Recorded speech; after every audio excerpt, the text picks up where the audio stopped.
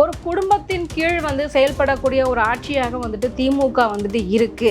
அதுலேயும் குறிப்பாக பார்த்தீங்க அப்படின்னா இங்கே அதிகாரத்தை துஷ்பிரயோகம் பண்ணிக்கிட்டு இருக்காங்க. தொடர்ந்து ஊழல் ஆட்சி நடந்துக்கிட்டே இருக்குது. KN நேருவை பற்றி அவர் சொல்லும்போது வேலை வாங்கி தரேன்னு சொல்லிட்டு இளைஞர்கள் கிட்ட காசு வாங்கியிருக்காரு. இது எவ்வளவு பெரிய துரோகமான ஒரு செயலாக பார்க்கப்பட்டு வருது. 5 வருஷமா அமைதியாக இருந்துட்டு கடைசி நேரத்தில் பார்த்தீங்க அப்படின்னா நிறைய நலத்திட்ட உதவிகளை வழங்கி அதை இம்ப்ளிமெண்ட் பண்ணிட்டு இருக்கிறாங்க. கடந்த நிதியாண்டில் பார்த்தீங்க அப்படின்னா உள்கட்டமைப்பு வசதிகளுக்காகவே ஒரு கணிசமான தொகை தமிழ்நாட்டிற்கு ஒதுக்கப்பட்டிருக்குது. ஆனால் அது சிறப்பாக செயல்படுத்தப்படவில்லை தமிழக அரசினால அப்படின்ற குற்றச்சாட்டையும் அவர் முன் வச்சிருக்கிறாரு.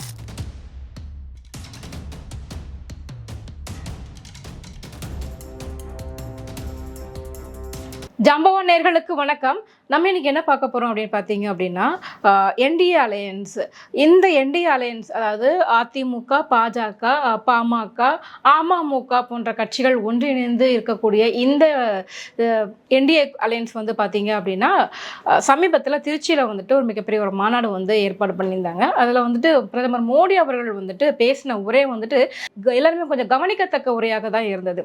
ஏற்கனவே நிறைய இடங்களில் பிரதமர் மோடி அவர்கள் என்ன சொல்லியிருக்காங்க அப்படின்னா, என்னால் ஒரு தமிழனாக பிறக்க முடியலையே, நான் ஒரு தமிழனாக இல்லையே அப்படின்ற அளவுக்கெல்லாம் ரொம்ப வருத்தப்பட்டு பேசியிருந்தார். எனக்கு தமிழில் பேசணும்னு ஆசை, மக்கள் கிட்ட தமிழில் இன்ட்ராக்ட் பண்ணணும்னு ஆசை, ஆனால் அது என்னால் முடியலை அப்படின்ற மாதிரி நிறைய விஷயங்களை பேசியிருந்தார். கிட்டத்தட்ட மோடி அவர்களும் சரி தமிழ்நாட்டு மக்களும் சரி ஓரளவு எமோஷனல் பாண்டிங்கோட தான் இருக்கிறாங்க. நான் தமிழ் பற்றாளன் அப்படின்னு சொல்லிட்டு போகுமிடமெல்லாம் மோடி அவர்கள் தன்னை பறைசாற்றி கொண்டே வருகிறார் அப்படிங்கிறதுல கடுகளவும் சந்தேகம் இல்லை. அப்படி இருக்கக்கூடிய ஒரு சூழ்நிலையில் இப்போ சமீபத்தில் நடந்த அந்த திருச்சியில் மாநாட்டில் பார்த்தீங்க அப்படின்னா பேச ஆரம்பிக்கும் போதே அனைவருக்கும் வணக்கம் அப்படின்னு சொல்லிட்டு தான் ஆரம்பிச்சார். இதுவே பார்த்தீங்க அப்படின்னா ஆடியன்ஸ் கூட பிரதமர் மோடி அவர்களை ரொம்பவுமே கனெக்ட் பண்ணியிருக்கு அப்படின்னு தான் சொல்லணும். அதுக்கப்புறம் ஒவ்வொரு விஷயமா அவர் பேச ஆரம்பிக்கும் போது பார்த்தீங்க அப்படின்னா அப்படியே ரொம்ப பிரமிப்பாக இருந்தது அவர் பேசுறது. எப்படின்னா தமிழகத்தில் இருக்கக்கூடிய மிகச்சிறந்த நல்லவர்கள் தலைவர்கள் எல்லாம் பற்றி அவர் ரொம்ப புகழ்ந்து பேசியிருந்தார். மருது சகோதரர்கள், மேஜர் சரவணன் மற்றும் அந்த பெரும்பிடுகு முத்தரையார் இவங்களை பற்றி எல்லாம் புகழ்ந்து பேசியிருந்தார். இவங்கெல்லாம் பார்த்தீங்க அப்படின்னா தமிழகத்தினுடைய வீரத்தை பறைசாற்றக்கூடியவர்கள். மேஜர் சரவணன் எல்லாம் பார்த்தீங்க அப்படின்னா எல்லையில் நம்ம நாட்டுக்காக உயிர் தியாகம் செய்தவர். ஸோ அதை ரொம்ப மறக்க முடியாத ஒரு நிகழ்வுகள். அவங்கள பற்றியெல்லாம் அந்த வரலாற்றை நினைவு கூர்ந்து அவர் பேசியிருந்தார். இப்படிப்பட்ட ஒரு புனித பூமி தான் தமிழ்நாடு, இங்கே ஒரு நல்லாட்சி கிடைக்கணும் அப்படின்ற ரீதியில் பேசியிருந்தார். திருச்சியை பார்த்தீங்க அப்படின்னா ரொம்பவுமே பாரம்பரியமான ஒரு ஊர், சோழர்கள் கட்டமைக்கப்பட்ட ஊர் இது. இங்கு பாயக்கூடிய காவிரி நீரானது ரொம்பவுமே புனிதமானது, கங்கைக்கு சமமானது அப்படின்ற அளவுக்கு அவர் பேசியிருந்தார். இது திருச்சி மக்களை உண்மையிலேயே ஒரு புல்லரிச்சு போயிடுச்சுப்பா, இந்த அளவுக்கு பேசியிருக்காங்களே அப்படின்னு சொல்லுவோம் இல்லையா, அந்த மாதிரி இருந்தது அந்த பேச்சுக்கள். மக்கள் தான் தீர்மானிக்கணும் அவருடைய பேச்சுக்கள் எப்படி இருந்தது அப்படின்னு சொல்லிட்டு. இன்னொரு பக்கம் அவர் பேசும்போது பார்த்தீங்க அப்படின்னா கம்பராமாயணம் குறித்தும் பேசியிருந்தார். கம்பர் மாதிரி ஒரு மிகச்சிறந்த ஒரு கவிஞர்கள் அந்த காலத்தில் இருந்திருக்கிறாங்க, கதாசிரியர்கள் இருந்திருக்கிறாங்க. தமிழகம் பார்த்தீங்கன்னா ஒரு புராதன பெருமை வாய்ந்த ஒரு சிறந்த ஊர் அப்படின்றத மாதிரி பேசியிருந்தார். ஆடி மாசத்துல தான் பார்த்தீங்க அப்படின்னா காவிரி நீர் பெருக்கெடுத்து ஓடும். இந்த ஆடி மாசமானது இங்கே திருச்சியில் ரொம்ப விசேஷமாக கொண்டாடப்பட்டு வருது அப்படின்னு சொல்லிட்டு தமிழர்களுடைய பாரம்பரியமான இந்த கலாச்சாரத்தை பற்றியெல்லாம் அவர் மேடையில் பேசியிருந்தார். ஸோ எந்த அளவுக்கு ரொம்ப டீப்பாக இறங்கி ஆலோசனை பண்ணி அவர் பாயிண்ட்ஸ் எடுத்திருக்கிறாரு, பேசியிருக்கிறாரு அப்படிங்கிறத நம்ம இங்கே கவனிக்க வேண்டிய விஷயமா பார்க்கப்படுது. இது எல்லாத்தையுமே அப்படியே பேசிக்கிட்டே வரும்போது பார்த்தீங்க அப்படின்னா திமுக அரசை பற்றியும் நிறைய விஷயங்கள் பேசியிருக்கிறாரு. ஒரு குடும்பத்தின் கீழ் செயல்படக்கூடிய ஒரு ஆட்சியாக திமுக இருக்கு. அதுலேயும் குறிப்பாக பார்த்தீங்க அப்படின்னா இங்கே அதிகாரத்தை துஷ்பிரயோகம் பண்ணிக்கிட்டு இருக்காங்க. தொடர்ந்து ஊழல் ஆட்சி நடந்துக்கிட்டே இருக்குது. மக்களுடைய வரி பணமானது பல்வேறு வகைகளில் சுரண்டப்பட்டுக்கிட்டு இருக்குது. கிட்டத்தட்ட ஒவ்வொரு குடும்பத்தையுமே பார்த்தீங்க அப்படின்னா திமுக ஒரு ஏடிஎம் மிஷினாகத்தான் பார்த்துக்கிட்டு இருக்குது. ஒவ்வொரு குடும்பத்திலேருந்தும் வரக்கூடிய, ஒவ்வொரு ஊர்லேருந்தும் வரக்கூடிய வரியானது பார்த்தீங்க அப்படின்னா ஒரே குடும்பத்துக்கு போய் சேர்ந்துக்கிட்டு இருக்குது. இங்கே பணக்காரனாவே இருக்கான், ஏழையாயிட்டே போறான் அப்படின்ற மாதிரியான பகிரங்கமாக புகார் வச்சிருந்தாரு. குறிப்பாக பார்த்தீங்க அப்படின்னா KN நேருவை பற்றி அவர் சொல்லும்போது வேலை வாங்கி தரேன்னு சொல்லிட்டு இளைஞர்கள் கிட்ட காசு வாங்கியிருக்காரு. இது எவ்வளவு பெரிய துரோகமான ஒரு செயலாக பார்க்கப்பட்டு வருது. ஏன்னா ஒவ்வொரு மிடில் கிளாஸ் நடுத்தர குடும்பத்தினருடைய ஒரு கனவு எப்படியாவது ஒரு கவர்மெண்ட் வேலை கிடைச்சி கவர்மெண்ட் வேலைக்கு போயிட மாட்டோமா, லைஃபை செட்டில் பண்ணிட மாட்டோமா, நம்ம குடும்பமும் அடுத்த லெவலுக்கு போயிடாதா அப்படின்னு ஏங்கிக்கிட்டு இருக்கிற ஒவ்வொரு இளைஞனுடைய கனவையும் தன்னுடைய சுயநலத்துக்காக பணத்துக்காக விலை பேசிட்டார் KN நேரு. ஆனா அவர் மேல வந்துட்டு எந்த நடவடிக்கையுமே எடுக்கப்படவே இல்லை அப்படின்ற மாதிரியான புகார்களை முன் வச்சிருந்தார். இந்த திமுக ஆட்சி இருக்கும் வரை பார்த்தீங்க அப்படின்னா இங்க நிறைய வந்துட்டு அக்யூஸ்டுகள் வந்துட்டு, அதாவது நிறைய குற்றச்சம்பவங்கள் நடந்துகிட்டே இருக்குது, குற்றவாளிகள் பெருகிக்கிட்டே இருக்கிறாங்க. இதுவும் வந்துட்டு தமிழகத்துக்கு சிறந்தது கிடையாது. ரொம்ப பாரம்பரியமான ஒரு ஊர் வந்து தமிழ்நாடு. இப்படிப்பட்ட ஒரு தமிழ்நாட்டில் வந்துட்டு இந்த மாதிரியான ஒரு குடும்ப ஆட்சி நடக்குது. இந்த குடும்ப ஆட்சியின் மூலமாக மக்கள் நிறைய சொல்லன்னா துயர்களை வந்துட்டு அடைஞ்சுக்கிட்டு இருக்கிறாங்க அப்படின்ற மாதிரி பேசியிருந்தாரு. கடந்த முறை ஆட்சிக்கு வர்றதுக்கு முன்னாடி பார்த்தீங்க அப்படின்னா நிறைய தேர்தல் வாக்குறுதிகளை வந்து வெளியிட்டிருந்தாங்க. கிட்டத்தட்ட 500க்கும் மேற்பட்ட தேர்தல் வாக்குறுதிகளை வந்து வெளியிட்டிருந்தாங்க. ஆனால் அந்த தேர்தல் வாக்குறுதியில் எத்தனை தேர்தல் வாக்குறுதி அவங்க நிறைவேற்றிட்டாங்க? பெரும்பாலும் நிறைவேற்றவே இல்லை. நிறைவேற்றின மாதிரி ஒரு மாயாஜாலத்தை வந்து காட்டிக்கிட்டு இருக்காங்க.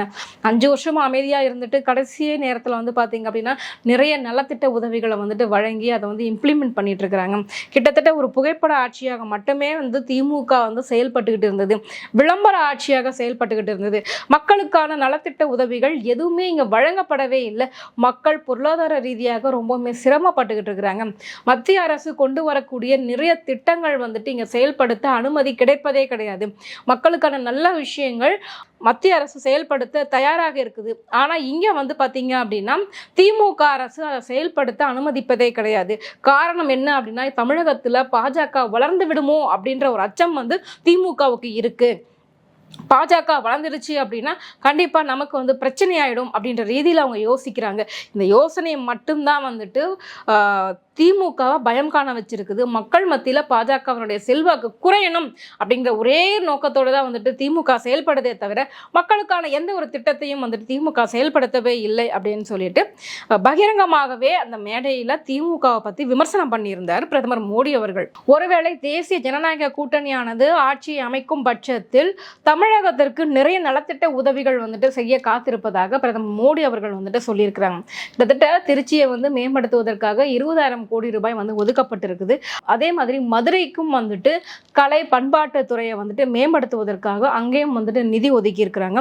இந்த நிதி ஒதுக்கீடானது பார்த்தீங்க அப்படின்னா இன்னும் வந்துட்டு தமிழகத்தை ஒருபடி மேலே இந்தியாவினுடைய சிறந்த கலாச்சார மாநிலமாக தமிழ்நாடு உயர்வதற்கான வாய்ப்புகளும் இருக்கு அப்படின்னு சொல்லியிருக்கிறாரு. சமீபத்தில் வந்தப்ப கூட பார்த்தீங்க அப்படின்னா கிட்டத்தட்ட 4,400 கோடி ரூபாய் வந்துட்டு இன்வெஸ்ட்மெண்ட் பண்ணியிருக்கிறாங்க. தமிழகத்தினுடைய உட்கட்டமைப்பு வளர்ச்சிக்காக வந்து பண்ணியிருக்கிறாங்க. இனி வரும் காலங்களில் இந்த நிதியானது இன்னும் கூடுதலாக வந்து அனுப்பப்படும். தமிழகத்தினுடைய வளர்ச்சி திட்டங்களுக்காக மட்டுமே இது வந்து செயல்படுத்தப்படும்.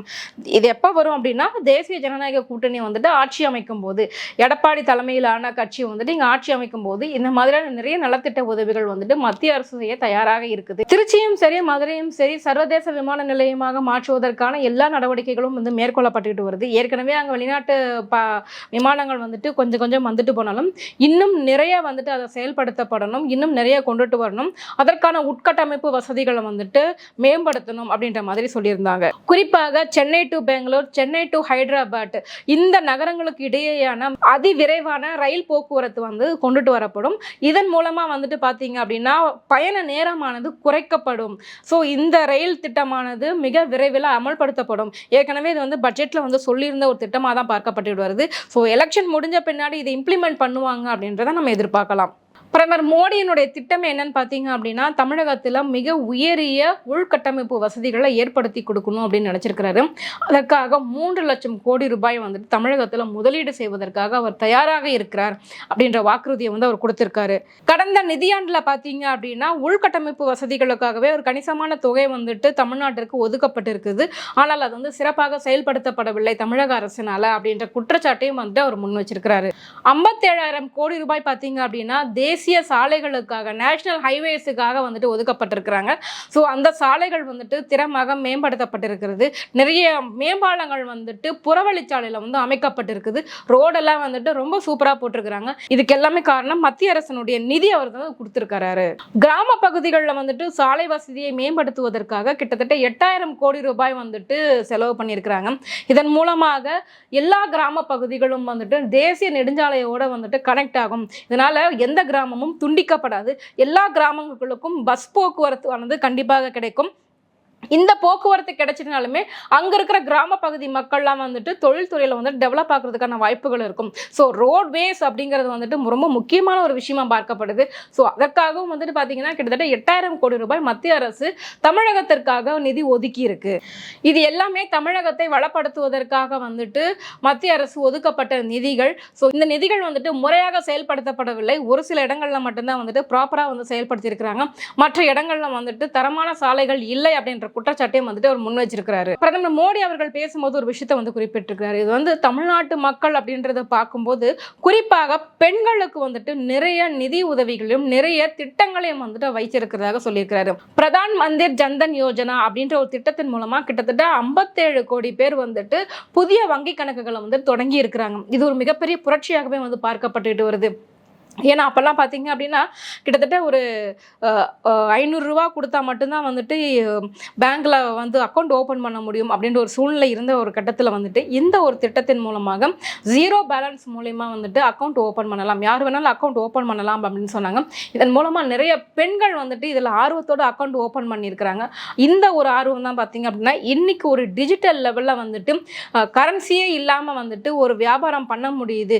இன்னைக்கு எல்லாருமே வந்துட்டு QR கோட் ஸ்கேன் பண்ற அளவுக்கு ஜிபேல பணம் அனுப்புற அளவுக்கு வந்திருக்கிறாங்க அப்படின்னா இந்த ஒரு திட்டம் வந்து ஒரு முன்னோடி திட்டமாக வந்து பார்க்கப்படுது. மந்திரி முத்ரா யோஜனா அப்படின்ற ஒரு திட்டத்தின் மூலமாக பார்த்தீங்க அப்படின்னா கிட்டத்தட்ட 16 கோடி பெண்கள் வந்துட்டு தொழில் முனைவோராக உருவாகி இருக்கிறாங்க. நிறைய இடத்துல பேங்க்ல லோன் கேட்டு அலைஞ்சிருக்கிறோம். மகளிர் நிதி உதவிக்குழு வந்து மூலமாகவும் லோன் கேட்டு அலைஞ்சாலுமே கூட நிறைய இடத்துல லோன் கிடைக்கல. நிறைய வந்து பெண்களுக்கான ஒரு அங்கீகாரம் கொடுக்கப்படலை அப்படின்ற சமயத்தில் இங்கே பிரதமர் மோடி அவர்கள் செயல்படுத்திய இந்த திட்டத்தின் மூலமா பார்த்தீங்க அப்படின்னா கிட்டத்தட்ட 16 கோடி பெண்கள் வந்துட்டு ஒரு தொழில் முனைவோராக ஒரு தொழிலதிபராக உருவாகி இருக்கிறாங்க. ஒவ்வொரு குடும்பத்திலையும் பெண்கள் வந்துட்டு முன்னேற தான் அந்த சமூகம் வந்துட்டு அடுத்த கட்டத்துக்கு போகும் அப்படின்றதுக்கு கண்டிப்பா தமிழ்நாடு ஒரு மிகச்சிறந்த உதாரணமாக தான் பார்க்கப்பட்டு வருது. மத்திய அரசு நிறைய நிதி கொடுத்து உதவி இருந்தாலுமே கூட திராவிட கட்சிகளுடைய செயல்பாடுகள் வந்து பார்த்தீங்கன்னா அப்பத்திலிருந்து பெரியார்லேருந்து இப்போ வரைக்குமே பெண்களுடைய நலனை ஊக்குவிச்சதுனாலையும் என்னமோ தான் இன்னைக்கு தமிழ்நாடு இந்தியாவில் ஒரு தலை சிறந்த மாநிலமாக இருக்கு அப்படிங்கிறதுல மாற்று கருத்தே கிடையாது. இன்னைக்குமே அதிகமாக வேலைக்கு செல்லக்கூடிய பெண்கள் இருக்கிற மாநிலமாக தமிழ்நாடு இருக்கு அப்படின்னா கண்டிப்பாக திராவிட கட்சிகளுடைய பங்கும் இருக்க தான் செய்யுது. பிரதமர் மோடி அவர்களுடைய திட்டம் வந்து செயல்படுத்துவதன் மூலமா இன்னும் கூடுதலாக நிறைய பெண்கள் வந்துட்டு இந்த மாதிரி தொழில் முனைவோராக உருவாகி இருக்கிறாங்க. தமிழகத்துல பெண்கள் வந்துட்டு பயம் இல்லாம தன்னிச்சையாக செயல்படணும், பெண்களுக்கான பாதுகாப்பு தான் எங்களுக்கு ரொம்ப முக்கியம் அப்படின்ற மாதிரி விஷயங்கள்லாம் பேசியிருக்காரு. ஸோ பெண்களுடைய முன்னேற்றம் பெண்களுடைய பாதுகாப்பு சம்பந்தமாக நிறைய திட்டங்களை வந்துட்டு அவர் முன்னெடுக்க போகிறார். கண்டிப்பாக என்டிஏ கூட்டணி வந்துட்டு இங்கே ஆட்சி அமைக்கும் பட்சத்தில் தமிழகத்திற்கு குறிப்பாக பெண்களுக்கு ரொம்ப சிறப்பான எதிர்காலம் இருப்பதாக அவர் வந்து சொல்லியிருக்கிறாரு. இந்த ஒரு தேர்தலானது வரலாற்று முக்கியத்துவம் வாய்ந்த தேர்தலாக பார்க்கப்பட்டு வருது. இதில் வந்து 4 முனை போட்டியாக இருந்தாலுமே கூட பார்த்தீங்க அப்படின்னா திமுக அதிமுக அப்படின்ற ஒரு இமேஜ் மாறி இன்றைக்கு திமுக வெர்சஸ் என்டிஏ கூட்டணி அப்படின்ற லெவலுக்கு வந்து வந்திருக்கு. பாஜக வளர்ச்சி தான் வந்து காட்டிக்கிட்டு இருக்குது. ஸோ திருச்சியில பிரதமர் மோடி அவர்கள் பேசின இந்த பேச்சுக்கள் வந்துட்டு ரொம்பவுமே முக்கியத்துவம் வாய்ந்ததாக பார்க்கப்பட்டு வருது. திமுகவினுடைய குறைகளை சுட்டி காட்டியதோடு மட்டுமில்லாம என்டிஏ கூட்டணி ஆட்சிக்கு வந்துச்சு அப்படின்னா கண்டிப்பா தமிழகத்தில் என்னென்ன மாதிரியான நலத்திட்டங்கள் வந்துட்டு கொண்டு வரப்படும் அப்படின்ற மாதிரியான விஷயங்களையும் அவர் சொல்லியிருந்தாரு. மக்கள் தான் வந்துட்டு இதற்கான தீர்வுகளை வந்துட்டு கண்டிப்பா சொல்லணும். 2026 தேர்தல் ரொம்பவுமே முக்கியத்துவம் வாய்ந்த ஒரு தேர்தல், நம் தலையெழுத்தை மாற்றக்கூடிய ஒரு தேர்தல். ஸோ பொறுப்புணர்ந்து செயல்படுவீங்க அப்படிங்கிறதுல மாற்று கருத்து இல்லை. மீண்டும் இது போன்ற ஒரு நிகழ்ச்சியில் சந்திக்கிறேன். நன்றி, வணக்கம்.